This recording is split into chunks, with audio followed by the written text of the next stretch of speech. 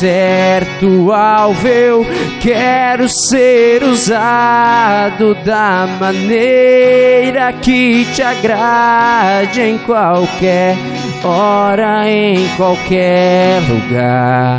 Eis aqui a minha vida, usa-me, Senhor, usa-me. Graças a Deus. Meus irmãos, abra sua Bíblia comigo no livro de 1 Coríntios, no capítulo 10.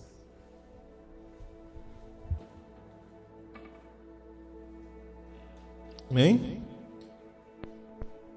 1 Coríntios, no capítulo 10.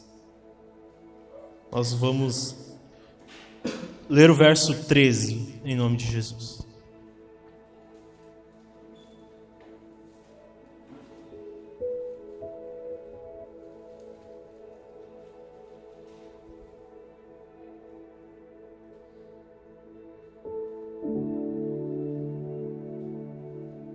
Amém? 1 Coríntios 10, 13. A palavra do Senhor nos diz assim, irmãos: não sobreveio a vocês nenhuma tentação que não fosse humana, mas Deus é fiel e não permitirá que vocês sejam tentados além do que possam suportar. Pelo contrário, juntamente com a tentação, proverá livramento, para que vocês a possam suportar. Amém? Deus é fiel e não permitirá que vocês sejam tentados além do que possam suportar. Feche seus olhos, irmãos. Pai, nós te agradecemos nessa noite pela tua palavra. Nós sabemos que ela é útil, ela é eficaz, ó Pai, para nos tratar, para nos moldar, para nos ensinar e nos exortar todas as coisas, ó Pai. Que em nome de Jesus, teu Espírito nessa noite trabalhe nos nossos corações, trazendo a aplicação necessária que te agrada, Deus. Em nome de Jesus. Amém. Amém, irmãos? Talvez, irmãos, você, assim como eu, em algum momento, ou em alguns momentos da caminhada cristã, muitas vezes a gente se preocupa, irmãos, que a gente não consiga viver o padrão supostamente exigido pela religião, né? Viver o padrão que é exigido na nossa mente, ou na nossa cultura, ou na nossa crença, a respeito do que é andar com Deus, do que é ser um crente, do que é ser um cristão.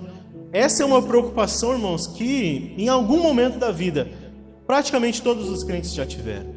Como que eu vou arcar com este custo? Aliás, eu já preguei isso aqui há muito tempo atrás, irmãos, sobre o custo de seguir a Cristo. Talvez essa seja a sua preocupação hoje. Em algum momento da sua vida você já teve isso. Por que eu digo que é supostamente exigido esse padrão, irmãos? Porque muitas vezes a gente pensa a respeito das coisas de Deus algo que não é verdade. Muitas vezes o nosso conceito a respeito da fé cristã, do que é seguir a Jesus Cristo, irmãos, nada mais, nada menos é do que religiosidade. E religiosidade, irmãos, não digo que nós não tenhamos uma religião, não é isso. O problema da religiosidade normalmente é a deturpação daquilo que é a verdadeira religião. Amém? E isso traz consequências, irmãos, que são desastrosas para igrejas, para crentes, amém? Em todo o mundo, em todas as épocas. Muitas vezes a gente tem uma noção a respeito de Deus e das coisas de Deus que não passa de religiosidade, que não passa, irmãos, de comportamento. Eu quero falar a respeito disso mais para frente, não hoje, mas o que você precisa entender, irmãos, é que o Evangelho de Jesus Cristo pressupõe para a sua vida transformação. Amém? E o comportamento é resultado da transformação. Porque é muito fácil emular um comportamento de crente. Há um estereótipo, há uma vestimenta, um certo tipo de cabelo, um certo tipo de falar. Você coloca uma Bíblia embaixo do braço e vai para a igreja e as pessoas dizem, lá vai um crente. Aliás, isso era mais comum antigamente. Hoje em dia, a maioria dos crentes tem alergia à Bíblia. Mas antes você identificava um crente de longe. Lá está vindo um crente, porque era o povo do livro. Povo do livro preto, aqueles que carregam a Bíblia embaixo do braço, né? É fácil de emular um comportamento. Você age assim, assim, assado. Infelizmente, irmãos, muitas vezes nas nossas igrejas, não só no Brasil, mas no mundo, irmãos, tem sim ensinado um evangelho de comportamento. Você age assim, assim, assado. Você fala isso, aquilo e aquilo. Você tem essa e aquela atitude, e isso vai te levar a tais metas e a tais objetivos. E não se ensina transformação de vida. Não se ensina transformação de caráter. Não se ensina que é necessário voltar atrás, sair do ambiente em que se estava, e que é necessário viver uma vida, irmãos, que é completamente diferente da que se vivia antes, no sentido de obras. Amém? Deixar as más obras, deixar a velha natureza, isso é transformação de vida. É claro, isso vai acarretar em comportamento, né? Quem tinha um certo tipo de comportamento que, claro, não se encaixa nesse novo estilo de vida, obviamente, por conta da transformação, sabe que vai precisar mudar, né? As pessoas que daqui a pouco bebiam demais e constantemente estavam bêbadas, sabem que a partir do momento em que viraram crente, né? Como parece que é um time de futebol, né? Você vira crente, né? Sabem que vão precisar parar de se embebedar, né? Porque não faz parte. A Bíblia condena a embriaguez, e assim como qualquer outro tipo de comportamento, né? Isso vem, irmãos, faz parte de um processo de transformação. Agora, não adianta de nada emular o comportamento e não ter a transformação.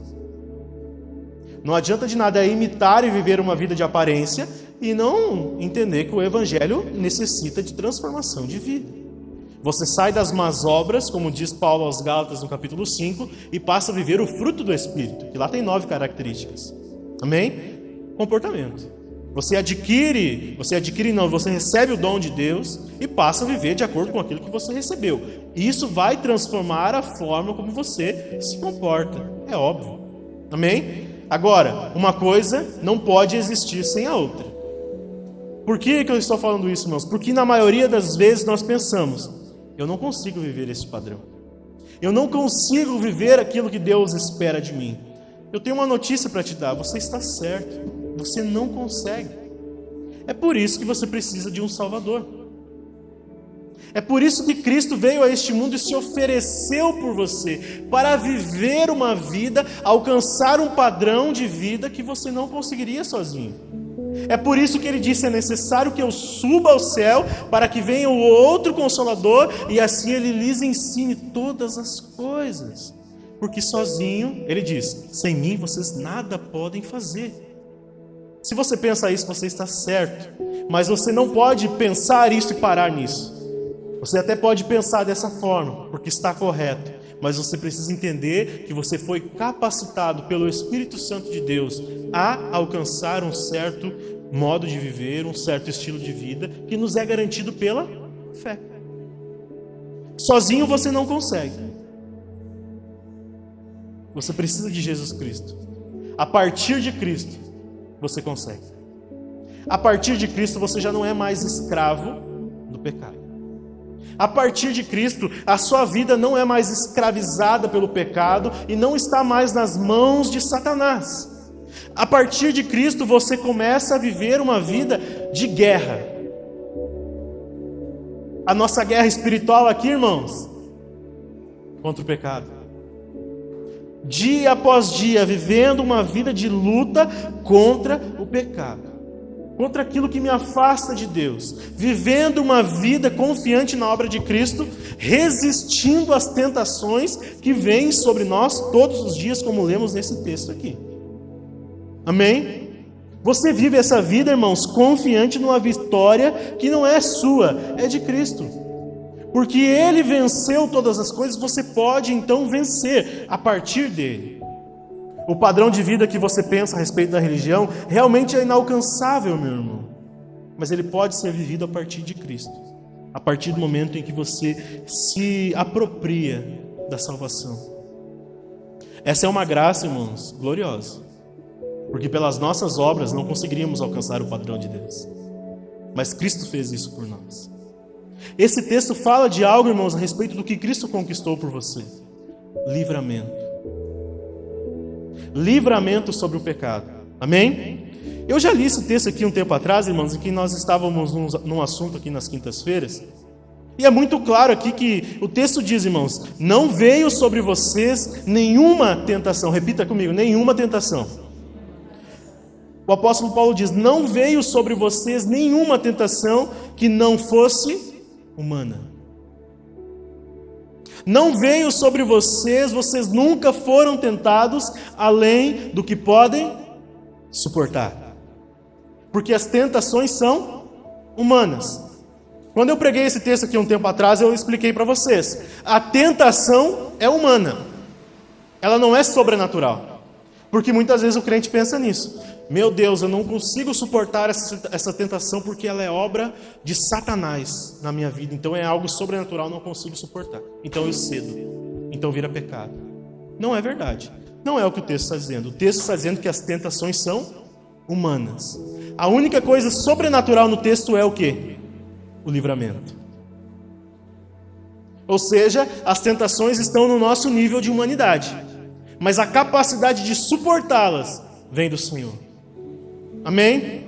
Então a gente pensa assim, né? Quem sabe você já ouviu esse texto, irmãos, de forma diferente, quase que como um ditado popular. Deus não nos dá fardo maior do que possamos, mas não é isso que a Bíblia diz.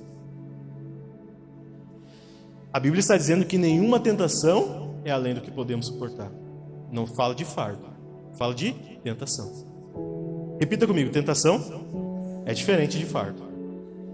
Amém? O ditado popular diz, Deus não nos dá fardo maior do que possamos suportar. Não é isso que a Bíblia diz. Primeiro, irmãos, porque lá em Mateus no capítulo 11, Jesus diz no verso 28, vinde a mim, vós que estáis cansados, sobrecarregados, e eu vos aliviarei. No verso 30 ele diz, eu lhes darei o meu jugo, que é suave, e o meu fardo é... O que é leve? O fardo. Ora, se o ditado popular diz que Deus não nos dá fardo maior do que possamos suportar, é contraditório com o que Jesus disse, você concorda comigo? Afinal de contas ele disse, se você vir a mim, eu vou providenciar um alívio, um descanso, mas vou te dar o meu fardo. Ou seja, você está cansado, você está sobrecarregado, você vem a mim, mas você está cansado e sobrecarregado dos seus fardos, da sua vida, das suas dificuldades, do seu sofrimento, da sua dor. Eu te dou descanso, porque ele diz, eu te dou o meu jugo, ele é leve. O jugo, irmãos, na cultura da época era algo muito fácil de entender. É algo que se coloca no pescoço dos bois, se atrela os bois a esse que se chama jugo, um aparelho, uma espécie de um sistema, para que a agricultura, irmãos, funcionasse da seguinte forma. Você colocava os bois um do lado do outro, atrelava um jugo e eles carregavam o fardo juntos. Então Jesus está dizendo, eu vou te dar o meu jugo, ou seja, eu vou te dar o meu jugo que eu vou te ajudar a carregar, eu vou colocar sobre o meu pescoço, você coloca sobre o seu e nós vamos andar juntos. E ele diz, então, você vai conseguir suportar o meu fardo porque ele é leve. Por que ele é leve? Porque eu estou do seu lado. Nós estamos juntos. Você carrega uma ponta, eu carrego a outra e nós caminhamos juntos. Todo crente funciona dessa forma, irmãos. Então, o ditado popular diz, Deus não nos dá fardo maior do que possamos suportar. É mentira, porque Jesus está dizendo, eu tenho um fardo. Ele é leve, mas eu tenho. Eu vou te ajudar a carregar, mas eu tenho um fardo. Amém? Por que eu estou trazendo isso, irmãos? Você precisa entender. A palavra aqui no texto de 1 Coríntios é tentação, não é fardo. Segundo, irmãos, para desenvolver melhor isso, eu quero que você abra lá em Tiago, no capítulo 1 comigo.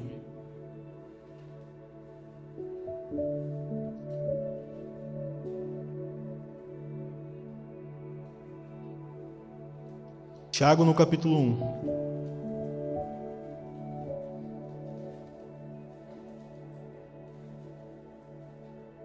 A gente vai ler o verso 2 em diante.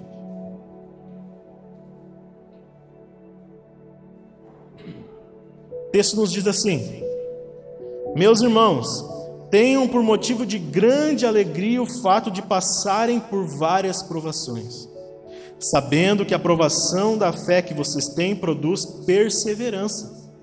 Ora, a perseverança deve ter ação completa, para que vocês sejam perfeitos e íntegros, sem que lhes falte nada. Amém? A palavra, ou as palavras provações aqui, irmãos, do verbo provar, elas facilmente podem ser associadas a palavras como fardo, lutas, dores, sofrimentos, que é aquilo que todos nós passamos constantemente. Amém? A palavra provação aqui, ela pode ser associada aos fardos, irmãos, que nós carregamos nessa vida, independente de quais sejam.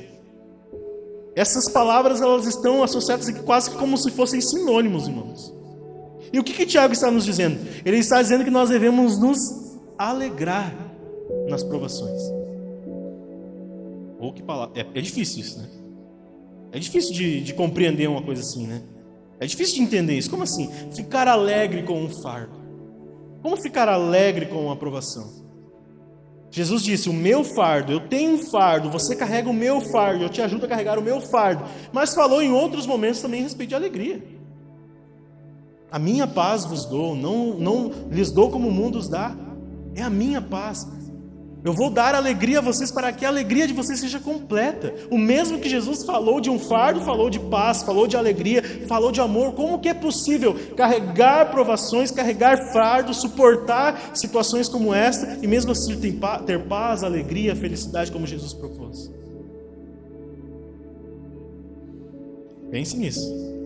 Porque, irmãos, o que Tiago está dizendo aqui, irmãos? Que se a gente suportar essas provações, essas lutas, esses fardos, nós vamos entender uma coisa: elas contribuem para o crescimento da nossa fé. Elas contribuem, irmãos, para que a nossa fé, a nossa vida vá, para que essas lutas, essas provações produzam em nós aquilo que a Bíblia chama aqui de perseverança. Ela está dizendo, o Tiago está dizendo, irmãos, que Deus usa essas coisas, irmãos, para aumentar a nossa capacidade de perseverar. O que mais te aproxima de Deus, se não os fardos da vida? Sejamos sinceros. A maioria das pessoas vem ao Senhor em momentos de dor. Tanto que se criou um ditado, né, irmãos, a respeito disso. Se não vem pelo amor, vem pela dor. Não que isso seja verdade, mas porque falando da experiência humana, normalmente é assim. As pessoas se achegam a Deus pela dor. A grande maioria das pessoas vem ao Senhor quando não aguentam mais. A realidade nos mostra isso. A maioria das pessoas, quando se depara com algo que elas não conseguem mais, tentaram de todo jeito, foram a todos os lugares. Eu penso nisso, irmãos, falo isso e penso na mulher do fluxo de sangue. O texto lá diz, 12 anos gastando tudo que tinha, o que não tinha, procurando em vários médicos, não dava mais. Não conseguia mais suportar, ela não tinha mais como aguentar, estava difícil demais, até que ela ouviu falar que o Salvador estava passando. A maioria das pessoas vem ao Senhor Jesus por causa disso, irmãos. Agora, a gente precisa entender que quando viemos para o Senhor, quando então fazemos parte do povo de Deus, dos filhos de Deus, não significa de forma nenhuma, irmãos, que as provações vão passar. Não significa de forma alguma, irmãos, que eu me converti, tudo na minha vida vai dar certo, irmãos. Se prega isso hoje em dia e é mentira, palavra de Satanás. Porque na verdade, irmãos, muitas vezes até aumenta. A dor, a perseguição, a provação até aumenta. A diferença é, não vou mais carregar sozinho. Aliás, essa é a grande diferença. Mesmo que o fardo aumente, mesmo que as provações aumentem, a diferença agora está em estar ao lado do Senhor Jesus, do que estar sozinho na vida, né? Essas coisas, elas contribuem, irmãos, para a sua capacidade, disso aqui quinta-feira, a sua capacidade de continuar crente, de continuar firme, de perseverar enquanto está dando tudo errado. A aprovação tem essa capacidade quando ela vem do Senhor, irmãos. Quando as lutas vêm do Senhor, como aconteceu com Jó e com tantos outros personagens na Bíblia, elas têm a capacidade, irmãos, de nos fazer apegar ainda mais à âncora da nossa salvação.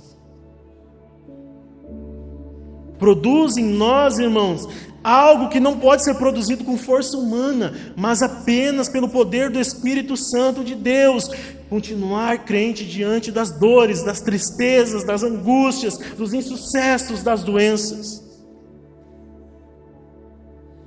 É quando você consegue continuar crente, quando a sua base desmorona.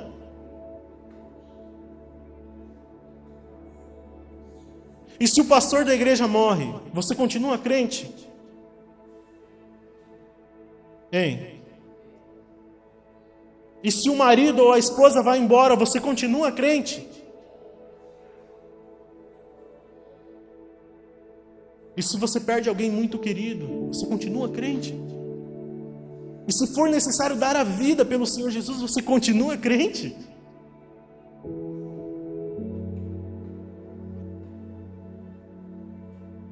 Enquanto nós estamos entendendo essas verdades, irmãos, porque Tiago está nos dizendo aqui, irmãos, que essas coisas nos levam a ser perfeitos e íntegros, ou seja, maduros. Maturidade é o acesso à herança daquilo que vem do Senhor. Maturidade. Você precisa considerar, irmãos, que a vida do Senhor Jesus também foi uma vida de dor e de sofrimento. O autor de Hebreus diz que ele foi aperfeiçoado, que ele aprendeu a obediência por meio daquilo que ele sofreu. Agora, se Jesus sofreu, se Jesus foi provado, o que sobra para nós? Precisamos entender, irmãos, que muitas vezes o plano de Deus para mim e a sua vida passa por jornadas difíceis no deserto. Você entende isso? Continue o texto de Tiago comigo, irmãos. Verso 12. Agora, olha aí os versículos.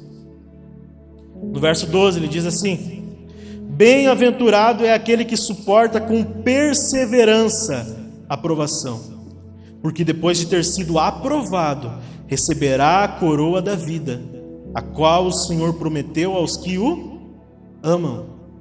Ninguém, olha só, ninguém ao ser tentado diga: sou tentado por Deus. Porque Deus não pode ser tentado pelo mal, e Ele mesmo não tenta ninguém.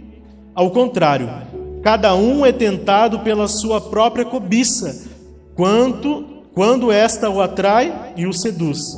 Então a cobiça, depois de haver concebido, dá a luz ao pecado. E o pecado, uma vez consumado, gera morte. Amém? Repare o que ele diz, irmãos. Bem-aventurado o que suporta as provações. Lá no verso 2 ele diz: bem-aventurado aqueles que são felizes, que conseguem se manter alegres em meio às provações. Ele diz: quando vocês estão sendo provados, ou seja, testados por Deus, testados na fé de vocês, fiquem alegres, porque isso vai gerar frutos em vocês. Isso vai fazer com que vocês sejam ainda mais perseverantes. Então aqui no verso 12 ele diz: bem-aventurados são vocês quando suportam as provações com perseverança. Amém? Quando suportam com perseverança. Ou seja, perseverança é paciência e confiança em Deus. Quando essas coisas se unem. Paciência e confiança em Deus. Quando você continua leal, irmãos. Quando você continua obediente. É o que ele diz aqui no texto.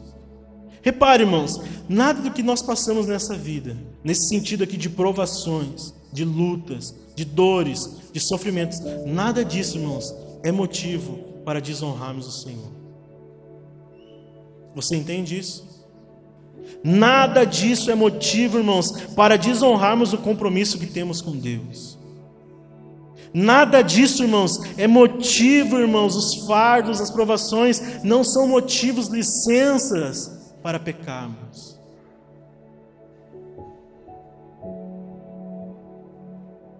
Porque, irmãos, muitas vezes muitos casamentos se desfazem porque a pessoa que cai em adultério, que cai em traição, diz assim: ah, mas estava muito difícil a vida em casa.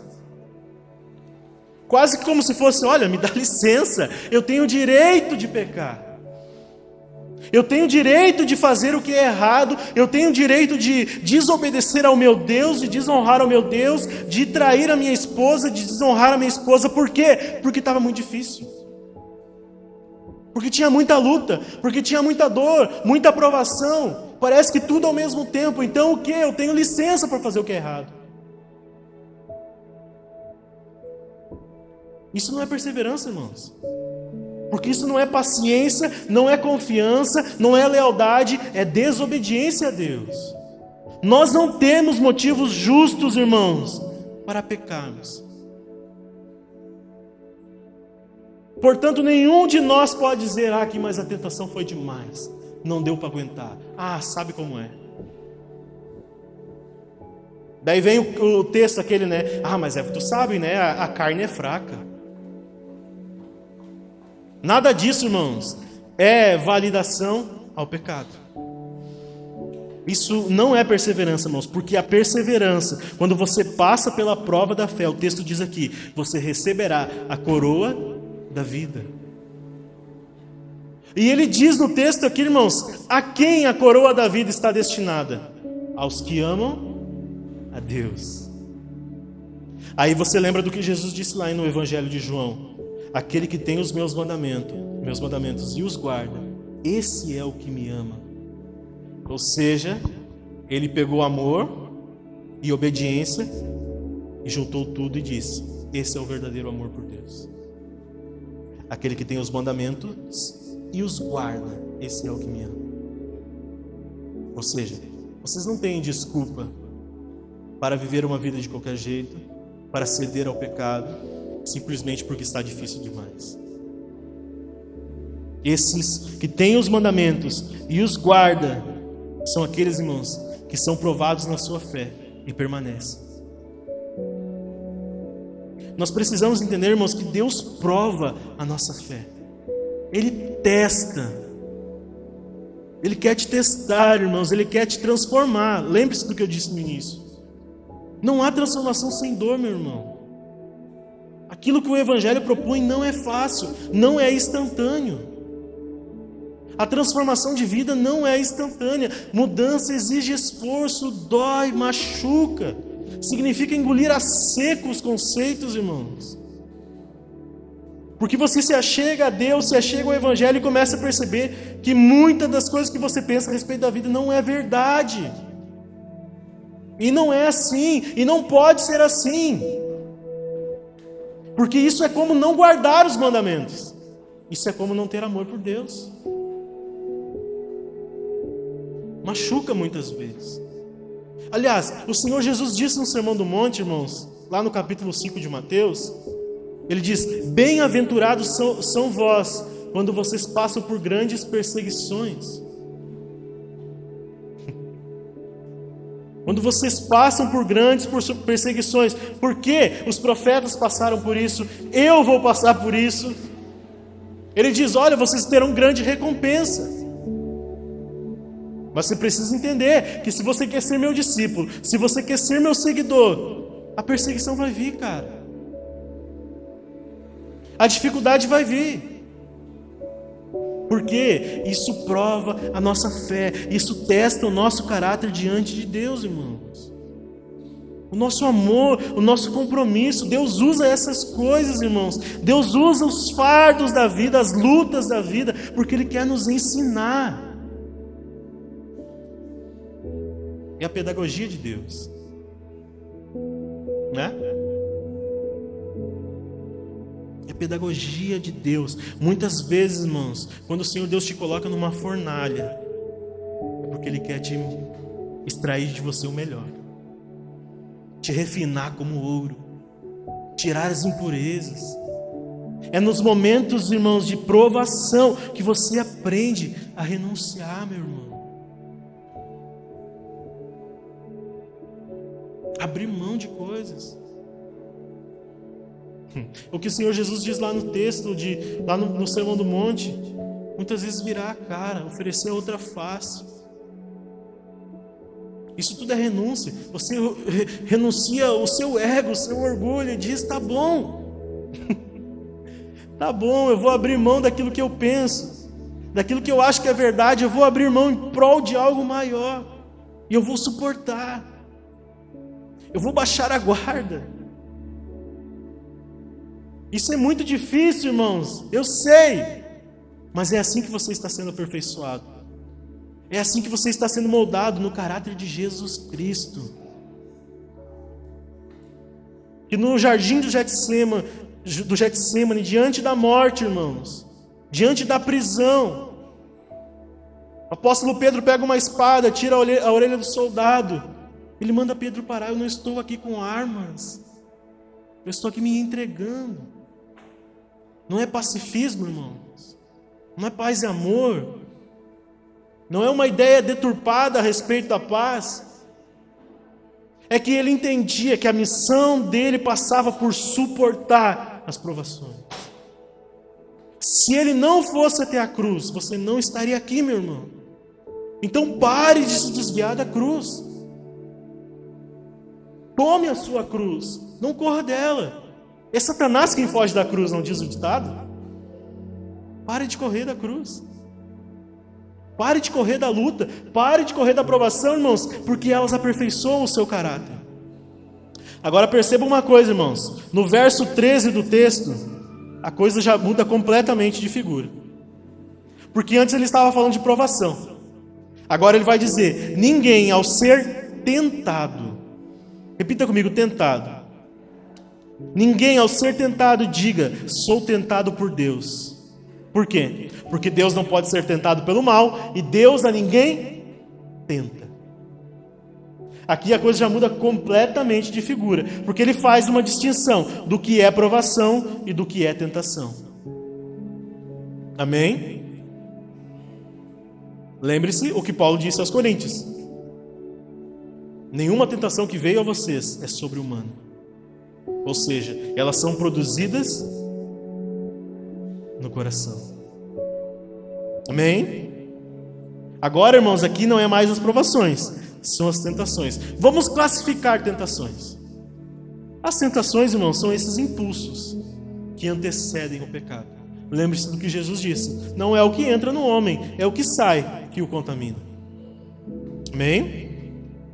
As tentações são esses impulsos, são esses desejos que cabe a nós dominá-los. Amém? Lembre-se do que o Senhor Deus disse a Caim: o desejo contra o seu irmão está vindo sobre você, cabe a você dominá-lo. Ou seja, tenha cuidado, tenha vigilância, perceba o que está vindo no seu coração, perceba o que está sendo produzido internamente e domine. Corte o mal pela raiz, fuja. Irmãos, você precisa entender isso, a Bíblia diz claramente: fuja do pecado. Muitas vezes a gente pensa assim, que a gente tem que fugir de Satanás. A Bíblia não diz isso, irmãos. A Bíblia diz: resisti ao diabo, ele é que foge de vós. Agora, do pecado, das tentações, nós é que temos que fugir. Nós é que temos que fugir das tentações, irmãos. É como fugir de si mesmo, na verdade. Porque o que a Bíblia propõe é isso. Esses desejos, esses impulsos que nós chamamos aqui de tentações, irmãos, são produzidas internamente. Cabe a nós nos afastarmos. Cabe a nós, irmãos, controlá-los. Cabe a nós dominar sobre aquilo, irmãos, que está sendo produzido internamente, que muitas vezes, irmãos, afeta a nossa mente, nosso coração. Nós pensamos nisso constantemente, para que a gente evite de ceder. Porque é a tentação que gera o pecado. Aqui muda completamente de figura, irmãos. Ele está dizendo: olha, não acredite a Deus as suas tentações. Elas não vêm de Deus. Ele diz: Deus a ninguém tenta. Amém? Nós não devemos acreditar, irmãos, as nossas tentações ao Senhor Deus, porque ele diz ali no verso 14: elas são frutos da nossa própria natureza. Elas são frutos da nossa natureza pecaminosa. Aliás, irmãos, nem Satanás é responsável pelas nossas tentações. Satanás é responsável por usá-las. Ele se aproveita delas. Mas ele não é responsável por elas. Não é ele quem as cria. Ele entende a nossa tendência, ele entende a nossa natureza, ele vem e oferece coisas, ele vem e coloca coisas debaixo dos nossos olhos, ele tenta nos seduzir com aquilo que está sendo gerado dentro de nós, como quem oferece um banquete. Mas ele não é responsável pelas tentações. Tiago está dizendo, olha, não coloque no crédito do Senhor, não é ele que está tentando vocês. Mas também evite de colocar, irmãos, evite de dar esse crédito a Satanás. Satanás só é dono de uma coisa, da mentira. As nossas tentações são responsabilidades nossas. Nós é que devemos ter cuidado. São os nossos desejos carnais, os nossos desejos humanos. São essas coisas que nos seduzem, irmãos. São essas coisas que nos levam ao pecado. No verso 15, ele diz então que quando a tentação, irmãos, gera o seu fruto, o fruto é o pecado. E o pecado gera outro fruto, a morte. Então você consegue perceber, irmãos, que aqui há dois tipos de teste. O teste que vem do Senhor Deus, que são as provações, que moldam o nosso caráter, e há o teste que vem do diabo, que são as tentações. São coisas diferentes. São coisas distintas. Amém? Por que, irmãos? Por que há essa diferença? A diferença está nas motivações, irmãos, e nas expectativas de quem está tentando. De quem está testando, desculpa. O diabo, irmãos, ele testa o crente. Amém? Ele testa o crente, irmãos, até que o crente falhe nos padrões de Deus. Ele vai testando, ele vai criando situações, ele vai nos envolvendo, nos seduzindo, nos testando. E qual que é o objetivo dele? Qual que é a expectativa? Qual que é a motivação? Te levar ao pecado. Agora, o Senhor Deus testa, irmãos, também. Ele usa as provações para forjar o seu caráter. Para te tornar alguém fiel, verdadeiro. A motivação de Deus não está, irmãos, em te ver falhar. Nós estamos falando sobre perseverança. Eu insisto, irmãos, vou insistir muito aqui. Deus não quer te ver falhar. Deus, ele quer te ver continuar. Deus, ele quer te ver, irmãos, de pé. Nem que para isso ele precisa revirar a sua vida do avesso. Porque ele não quer te perder. Amém? Ele não quer te perder, irmãos. Há um compromisso do Senhor com relação a isso. É por isso que ele usa dessas coisas, irmãos, que nós muitas vezes consideramos como maldição, que nós muitas vezes consideramos como tristezas. Deus usa dessas coisas para nos moldar, para nos chacoalhar. Muitas vezes a gente acredita, irmãos, certas circunstâncias da nossa vida a Satanás. A gente diz, Satanás está furioso comigo. Muitas vezes não é Satanás não, irmãos. É só Deus te dando um chacoalhão. É só Deus, te puxando. O argumento de Tiago aqui é bem simples, irmãos, e se conecta ao de Paulo. Nenhuma tentação é sobre-humana. Você pode suportá-la. Amém? Agora, diferencie isso, irmãos, das provações que Deus traz sobre as nossas vidas. Porque se Deus está te provando, irmão, significa que Ele quer te amassar. Como Ele fez com Jesus Cristo, irmãos. No jardim do Getsêmani, o jardim das oliveiras, onde se produzia azeite. No jardim do Getsêmani tinha lá, irmãos, uma espécie de um moedor, onde se moía o fruto da oliveira, as azeitonas, de onde se extraía o azeite. Então aquele que estava colhendo as azeitonas, moía as azeitonas naquele local, irmãos, até extrair o melhor azeite possível. É o que Deus faz conosco, irmãos. É o que Ele fez com Cristo.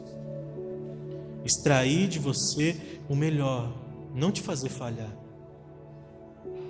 Entenda as diferenças dessas coisas, irmãos.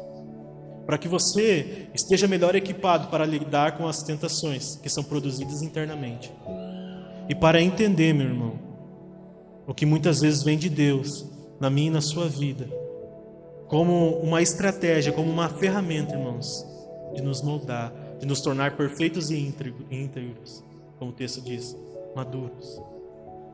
Porque aí no dia da luta, no dia da provação, meu irmão, você vai ter casca. A casca da perseverança, meu irmão. A casca da paciência, da confiança em Deus. Esse é o maior empoderamento do mundo, meu irmão. O dinheiro não pode te dar isso. Nenhuma riqueza neste mundo pode te dar isso. Apenas o Senhor Deus pode produzir isso em nós. Ele não quer nos ver falhar. Voltando ao início para encerrar. Quem sabe você pense, realmente não consigo arcar com tudo isso. Saiba que você não precisa. Apenas, irmãos, que você se coloque ao lado do Senhor Jesus e entenda aquilo que Ele quer fazer por você e em você. Começa em você. Começa no seu coração. Começa, irmãos, naquilo que está contaminado aí dentro. Para então extrair de você o melhor azeite. Em nome de Jesus. Se coloque de pé.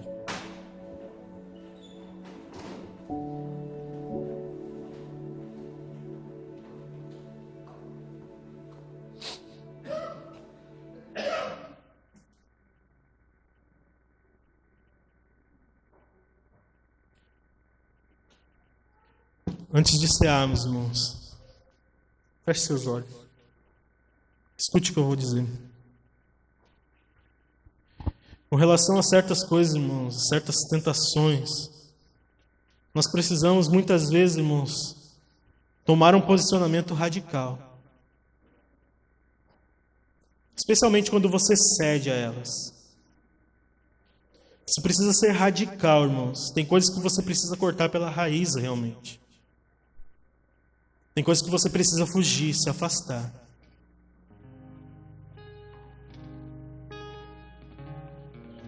Nós precisamos, irmãos, tomar certas decisões que são radicais e parar de flertar com o pecado. Parar, irmãos, de manter um relacionamento às vezes quase que romântico com as tentações. E como o texto de Tiago mesmo diz, elas geram frutos. E o fruto das tentações é o pecado, e o pecado gera morte. Para evitar tudo isso, irmãos, você precisa tomar uma posição radical na sua vida. E isso, irmão, significa muitas vezes parar de dar desculpa. Parar de desculpar as coisas. Ah, mas sabe como é? Ah, mas aconteceu isso. Ah, mas foi assim, assim, assado.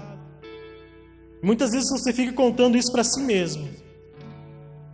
Como quem tenta arrumar argumentos para dizer, ah, mas acontece, né? Só que, infelizmente, irmãos, esse tipo de comportamento vai te fazer ceder constantemente. E isso é o inverso, irmãos, da vida cristã. Porque a vida cristã é caracterizada por uma vida de guerra ao pecado. Ou seja, as desculpas, os refúgios que nós encontramos nas nossas desculpas não funcionam, irmãos. Pelo menos não diante de Deus. E aí você corre um grande perigo, irmãos. Enganar a si mesmo.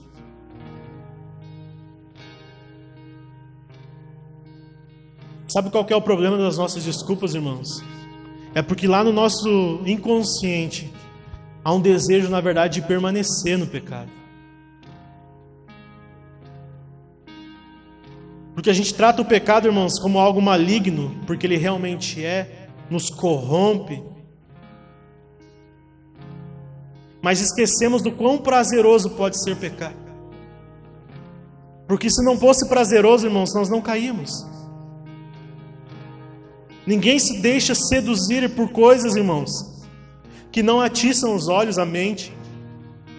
Ninguém se deixa levar, irmãos, por coisas que são irrelevantes, com coisas que não trazem ou não produzem algum tipo de prazer. Muito pelo contrário, o pecado tem essa capacidade, meu irmão, de trazer até mesmo um certo tipo de felicidade, mas que é momentânea. Porque depois do pecado vem a culpa. Depois do pecado vem a consciência afetada pela culpa. E a culpa vai remoendo por dentro, vai estragando por dentro, vai definhando, vai gerando morte, como o Tiago mesmo diz. O que Deus espera de nós, irmãos, são atitudes drásticas, é cortar o mal pela raiz, parar de flertar, parar de dar desculpas para corrigir a vida. Eu quero ser voz de Deus aqui na sua vida nessa noite, irmãos. Se você sabe que algo na sua vida está errado, você tem consciência disso, mas está empurrando com a barriga, conserte, meu irmão. Conserte. Há muitos benefícios na casa de Deus, mas a Bíblia fala também, irmãos, que o juízo de Deus virá primeiro sobre a sua casa. O autor de Hebreus vai dizer então que dura coisa é cair nas mãos do Deus vivo. Não seja irreverente, meu irmão. Se você sabe, eu preciso consertar, isso aqui é de anos na minha vida, eu estou empurrando com a barriga, eu estou fingindo que não é comigo, eu estou fingindo que não é importante, eu estou fingindo que não ligo, que não me importo. Isso é criar desculpas para si mesmo, enganar a si mesmo. Tome uma posição, meu irmão. Tome uma posição nessa noite, se arrependa dos seus pecados. Tome uma posição drástica, uma atitude radical, um compromisso radical. Entregue a sua vida ao Senhor Jesus. Reconcilie-se com Ele nessa noite. E faça o que você deve fazer. Conserte o que você deve consertar. Peça perdão para o que você deve pedir. Arrume a sua casa, meu irmão. Coloque em ordem os seus caminhos. Pare de tomar atalhos.